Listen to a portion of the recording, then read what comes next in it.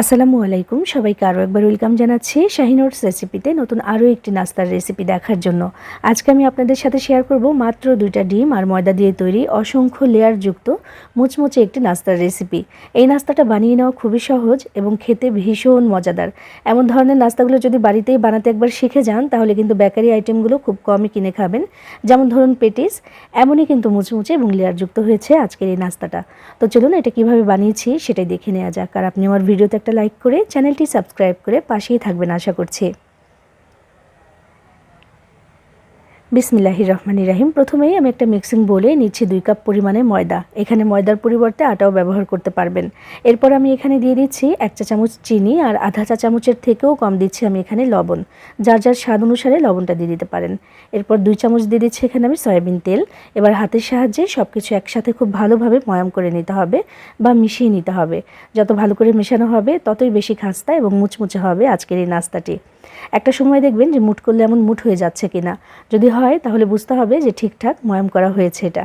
এরপর অল্প অল্প করে আমি নর্মাল পানি দিয়ে এখানে একটা ডো মাখিয়ে নিচ্ছি বা একটা খামির বানিয়ে নিচ্ছি। এই খামিরটা কিন্তু একটু সফট হবে, যেমন রুটি পরোটার জন্য সবসময় বানাই তার থেকে সামান্য একটু সফট করে এটাকে মাখিয়ে নিচ্ছি আমি। আজকের এই সুন্দর দেখতে নাস্তাটির উপরের যে আবরণটা, যে লেয়ারগুলো যতটা বেশি মুচমুচে এবং খাস্তা তার থেকেও বেশি মজাদার কিন্তু ভেতরের মশলা ছাড়া পুরটা। মশলা একদম ব্যবহারই করব না, আমি একদম মশলা ছাড়া একটা সুন্দর মজার পুর কিন্তু আজকে আমি তৈরি করব। তো এই যে আমি খামিরটা মাখিয়ে নিয়েছি একদম সফট করে, এটার মধ্যে আমি সামান্য একটু তেল মাখিয়ে ঢাকনা দিয়ে ঢেকে 10 মিনিটের জন্য একটা পাশে রেখে দিচ্ছি। এখন আমি পুর বানাতে চলে যাচ্ছি। বিসমিল্লাহির রহমানির রহিম। চুলে একটা প্যান বসিয়ে মাত্র 1 চামচ তেল দিয়েছি। তেলটা গরম হয়ে এলে এখানে আমি 2টা ডিম দিয়ে দিচ্ছি। ডিমগুলো আগে থেকেই ফাটিয়ে রেখেছিলাম। এবার এগুলোকে একদম ভেঙে চুরে স্ক্র্যাম্বল করে নিতে হবে। ভেঙে চুরে সুন্দর করে ভেজে তারপর এটাকে তুলে নিতে হবে। এই পুরেই কিন্তু আমি এই ডিমটা ব্যবহার করব, পরবর্তীতে লাগবে, তাই আগে থেকে এমন ভেজে আমি তুলে নিচ্ছি। যেমন হলেই হবে, এটাকে আমি তুলে নিচ্ছি এখন। একই প্যানে আমি দিচ্ছি আরও 1 চামচ তেল এবং 1 কাপ পরিমাণে পেঁয়াজ কুচি। আজকের এই যে পুরটা বানাচ্ছি এটার মধ্যে কিন্তু একটু বেশি পরিমাণে পেঁয়াজ লাগবে। আর এই পুরটা কিন্তু একটু মিষ্টি মিষ্টিই হবে, যেহেতু আমি গাজর ব্যবহার করব আর পেঁয়াজটাও তো মিষ্টি। এটাকে একদম লাল লাল করে ভাজার দরকার নেই, আমি একটু নরম হয়ে যাওয়া পর্যন্ত এটাকে ভেজে নিচ্ছি। পেঁয়াজটা দেখেন এমন একটু সামান্য কালার ধরতে শুরু করেছে এবং নরম হয়ে গেছে, পরিমাণেও কিন্তু কমে গেছে। তখন এখানে দিচ্ছি 1 কাপ পরিমাণে গাজর কুচি। গাজরটা কিন্তু হাতে কোচানো হয়েছে, একদম যতটা সম্ভব হয়েছে এটাকে আমি একদম চিকন করে কোচানোর চেষ্টা করেছি। চাইলে কিন্তু গ্রেটার দিয়েও করতে পারেন, তবে সেটা একেবারে বেশি গলে যাবে বা বেশি সেদ্ধ হয়ে যাবে সেটা চাইছি না, তাই হাতেই কুচিয়ে নিয়েছি। আমি একটু নাড়াচাড়া করে নিয়ে ঝালের জন্য দিয়ে দিচ্ছি এখানে কাঁচামরিচ কুচি 1 টেবিল চামচের মতো। এটা যার যার পছন্দ মতো দেবেন, বাড়িয়ে বা কমিয়ে। যেহেতু গুঁড়ো মরিচ দেবো না, এই ঝালের জন্য কাঁচামরিচটুকুই দিয়েছি। দিয়ে এবার 2 থেকে 3 মিনিটের মতো এটাকে আমি একটু ভেজে নিলাম। এখানে কোনো পানির ব্যবহার করতে হবে না, এমনিতেই হয়ে যাবে। আর একেবারে পুরোপুরি গলিয়ে নেওয়ার দরকার নেই এই পুরটা। এটা আমি 90% পর্যন্ত সেদ্ধ করে নেব বা 80% হলেও চলবে। ভেজে রাখা ডিমটা আমি এখানে দিলাম। আর এখানে মশলা বলতে দিচ্ছি শুধু একটা ম্যাগির যে ম্যাজিক মশলাটা, সেটা 1 প্যাকেট দিয়ে দিলাম। আর দিচ্ছি স্বাদের জন্য একটু লবণ।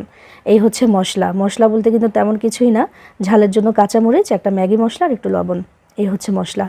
আর এখানে দিয়ে দিলাম ফ্লেভারের জন্য একটু ধনিয়া পাতা কুচি। এবার কম আঁচে আমি এটাকে 1 মিনিটের মতো একটু নাড়াচাড়া করে মশলাটা মিশিয়ে নিচ্ছি। ওই যে ম্যাজিক মশলাটা দিলাম ওইটা একটু মিশিয়ে নিলে কিন্তু হবে। এই যে একটা পুর হয়েছে, এটা যে কী দারুণ মজার আমি আসলে বলে বোঝাতে পারবো না। এইভাবে বানিয়ে রুটি পরোটা দিয়েও খেতে পারেন। আর এটা কিন্তু অনেকটা ম্যাগির মতো লাগে, মানে ম্যাগি নুডলসের মতো লাগে অনেকটা খেতে।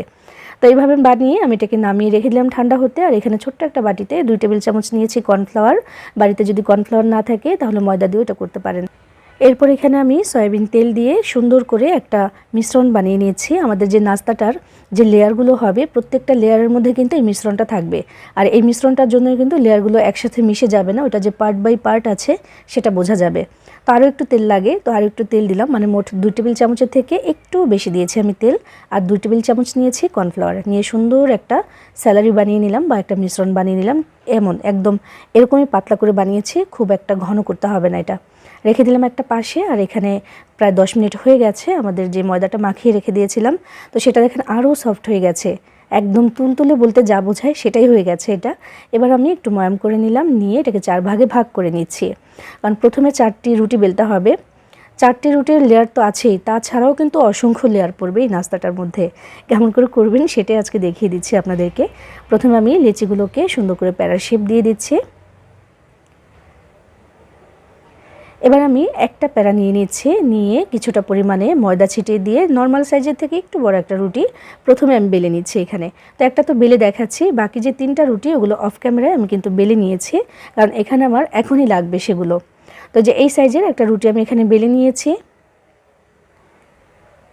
এবার আমি যেই ঘোলটা বানিয়ে রাখলাম বা আমি যে মিশ্রণটা বানিয়ে রাখলাম সেখান থেকে কিছুটা পরিমাণে এখানে দিচ্ছি। পাতলা একটা লেয়ার পড়বে, দেখবেন অতিরিক্ত বেশি যেন আবার দিয়ে না দেন। তো একদম পাতলা করে একটা লেয়ার পড়বে এখানে। তো এই চামচটা দিয়ে আমি সুন্দর করে এখানে স্প্রেড করে দিলাম। দেওয়ার পরে একটা রুটি উপর থেকে দিয়ে দিচ্ছি। এবার এই রুটিটার উপরেও কিন্তু আমি একইভাবে এই মিশ্রণটা দিয়ে দিব। এই কাজটি আমি বারবারই করব। এখানে 4টি রুটি দিচ্ছি আমি, দেখেন।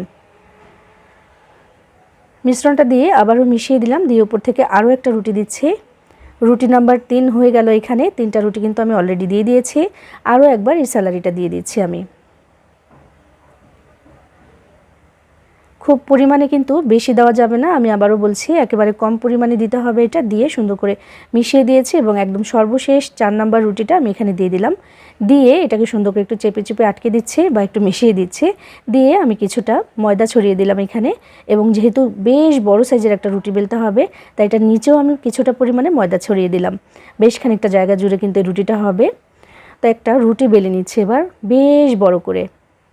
আর এটা বেলতে একেবারেই সমস্যা হবে না, আপনি যেদিকেই মানে এই বেলনিটা দিয়ে যেদিকেই আপনি দেন না কেন সেদিকেই এটা বাড়তে থাকবে। দেখেন কত সহজে একদম সুন্দর করে বেলা হয়ে যাচ্ছে এটা। মাশাআল্লাহ, এত বড় একটা রুটি আমি বেলেছি, আমি নিজেই অবাক হয়ে গেছি যে এত বড় একটা রুটি হয়েছে মাশাআল্লাহ। এবং আমার ক্যামেরাতে ধরছে না, তো একটু সরিয়ে দেখাচ্ছি। দেখেন কত বড় একটা রুটি হয়েছে না, মাশাআল্লাহ অনেক বড় হয়েছে। এবং এইটার পুরুত্ব হয়েছে নর্মাল যে আমরা রুটি বেলি সেরকম, তার থেকে পাতলা করার দরকার নেই, এমন হলেই চলবে। এবার ওই যে বাঁচাকুচা একটু আছে স্যালারিটা, সেটা পুরোটাই আমি এখন এখানে দিয়ে একদম শেষবারের মতো সুন্দর করে এখানে আমি এটাকে বিছিয়ে দিচ্ছি বা একটু মেলে দিচ্ছি বা একটু ছড়িয়ে দিচ্ছি। মোট কথা এটাকে মাখিয়ে নিতে হবে আবারও সেই পাতলা করে। এইবার আসল কাজটি করছি। 4টি রুটির তো লেয়ার হলোই, এবার যে লেয়ারগুলো হবে দেখেন প্রত্যেকটা মানে যে পেঁচিয়ে নিচ্ছি আমি, প্রত্যেকটা ফোল্ডিংয়ের মধ্যেই কিন্তু লেয়ার হবে। তো এই যে একটু পেঁচিয়ে নিচ্ছে বা রোল করে যাচ্ছে, এটাকে কিন্তু একটু সাবধানে করতে হবে। এই পেঁচিয়ে যাওয়ার সময় খেয়াল রাখতে হবে যেন এটা লুজ থেকে না যায় এবং একটু টাইট করে এটাকে পেঁচাতে হবে, নইলে কিন্তু পরবর্তীতে যে নাস্তাটা আমি তৈরি করব প্রত্যেকটা যে লেয়ারগুলো কিন্তু আলগা হয়ে যাবে এবং সেখান দিয়ে কিন্তু পুরটা বের হয়ে যাবে। এজন্য একটু টাইট করে এটাকে পেঁচিয়ে নিতে হবে। তো এটাকে আটকে দিলাম, সুন্দর করে আটকে গেল। যদি প্রয়োজন হয় একটু পানি লাগিয়ে নিতে পারেন শেষ মাথাটায়, তবে আমার প্রয়োজন হয়নি। তো যে দেখেন কত বড় একটা মালা হয়েছে, দেখেছেন। এখান থেকে কিন্তু আমি নাস্তার জন্য সুন্দর করে ছোট ছোট করে কেটে নেব।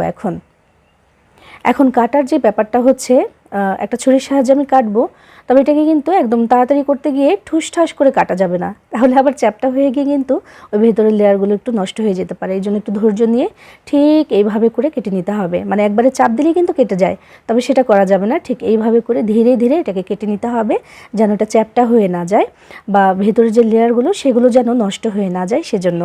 তো যে এইভাবে করে আমি সব কয়টাকে কেটে নেব এখন, এবং খুব বেশি মোটাও না আবার পাতলাও না, এমন পুরুত্ব রেখে আমি কেটে নিচ্ছি। দেখেন ছোট্ট ছোট্ট করে। এটার মধ্যেই কিন্তু দেখা যায় যে অসংখ্য লেয়ার আছে, সেটা দেখেন মাশাআল্লাহ কত কত লেয়ার হয়েছে। এবং প্রত্যেকটা লেয়ারের মধ্যে আরও 4টি করে লেয়ার। ওই যে 4টা রুটি বেলেছিলাম সেজন্য অসংখ্য লেয়ার, তো শুধু শুধুই বলে না এটাকে, অনেকগুলো লেয়ার পরে। তো এবার আমি দেখাচ্ছি, হাত দিয়ে একটু চ্যাপটা করে নিয়ে তারপর একটু বেলে নিচ্ছি ছোট করে, খুব পাতলা করব না, একটু বেলে নেব শুধু। এবং দেখেন প্রত্যেকটা লেয়ার কত সুন্দর লাগছে, এটা দেখা যাবে ভাজার পরে। আর হ্যাঁ, এই যে ছোটো করে আমি রুটিটা বেললাম, এটা বেলার জন্য কোনো আটা ময়দা কিছুর প্রয়োজন নেই, এমনিতে এটা বেলা হয়ে যাবে। তো মাঝখানে যতটুকু সম্ভব হয়েছে আমি বেশি করে দিয়ে দেওয়ার চেষ্টা করেছি পুরটা। এবং এই যে রুটিটা ছোট, এটা চারপাশে সুন্দর করে সামান্য একটু পানি আমি আঙুলের সাহায্যে লাগিয়ে দিচ্ছি, যেন এটা ভালোভাবে সিল করা যায় এবং খুলে যেন না আসে পরবর্তীতে। তো এইভাবে করে শুধু আটকে দিচ্ছি, ওই পুলি পিঠার মতো। দেখেছেন কত সুন্দর হয়েছে। তো এইটার মধ্যে কিন্তু অনেক অনেক অনেক লেয়ার। এবার এগুলোকে আমি একইভাবে বানিয়ে সরাসরি ভাজার জন্য চলে যাব এখন। বিসমিল্লাহির রহমানির রাহিম। তেল গরম করে দিয়েছিলাম আমি পর্যাপ্ত পরিমাণে, তার মধ্যে আমি এখন দিয়ে দিচ্ছি আমাদের নাস্তাগুলো। চুলার আঁচটাকে মিডিয়ামে রেখে ধীরে ধীরে ভাজবো, যেন ভেতরের প্রত্যেকটা লেয়ারের ভাজে ভাজে ভাজা হতে পারে, কাঁচা যেন থেকে না যায়। সেজন্যই কিন্তু চুলার আঁচটাকে কমিয়ে ভাজবো। বাড়িয়ে দিলে দেখা যাবে কালার এসে গেছে, তবে ভাজা হয়নি, কাঁচা রয়ে গেছে। তো এই জন্য চুলা আঁচটাকে কমিয়ে 3 থেকে 4 বার নাস্তাগুলোকে উল্টে পাল্টে সুন্দর করে একটা কালার এসে যাওয়া পর্যন্ত ভেজে নেব। আশা করছি কালারটা আস্তে আস্তে ততক্ষণে ভাজাও হয়ে যাবে। এত সুন্দর একটা নাস্তা আসলে উপর থেকে এমন মুচমুচে আর ভেতরের যে পুর সেটা যে কী দারুণ মজার, সেটা আসলে আমি বলে বোঝাতে পারবো না। আমি তো দেখালাম, ওইভাবে চাইলে বানিয়ে আপনি রুটি পরোটা দিয়েও কিন্তু ওই পুরটা খেতে পারবেন, ওই ভাজিটা ভীষণ মজার হয়। আর এদিকে কথা বলতে বলতে আমি ভেজে নিয়েছি, মাশাআল্লাহ সুন্দর কালার এসে গেছে। এবার এগুলোকে আমি তুলে নিচ্ছি তেল থেকে ছেঁকে। দেখলেন তো কত সহজে কত সুন্দর ইন্টারেস্টিং একটা নাস্তা কিন্তু রেডি হয়ে গেল। আর এই ধরনের নাস্তাগুলো সবাই পছন্দ করে, বিশেষ করে মেহমান আসলে এইভাবে যদি বানিয়ে সামনে দেন তাহলে কিন্তু খুশি হয়ে যাবে। একদম দেখতে ভিন্ন রকম এবং জিজ্ঞেস করবে যে এই যে লেয়ারগুলো হয়েছে এটা কিভাবে বানিয়েছেন, কারণ আমার কাছে কিন্তু অনেকেই জিজ্ঞেস করেছে এই লেয়ারগুলো কিভাবে বানাতে হয়। তো দেখতে পাচ্ছেন মাশাআল্লাহ কত সুন্দর হয়েছে আমাদের আজকের নাস্তাগুলো। একটা ভেঙে দেখাচ্ছি, এইভাবে কিন্তু বানিয়ে খেতে পারেন, বাচ্চারা বড়রা সবাই পছন্দ করে খাবে আশা করছি। দেখতে পেয়েছেন কত সুন্দর হয়েছে, ভীষণ মুচমুচে হয়েছে নাস্তাটা। তো আজকের জন্য চলে যাচ্ছি, সবাই ভালো থাকবেন, সবার জন্য সবাই দোয়া করবেন। আল্লাহ হাফেজ।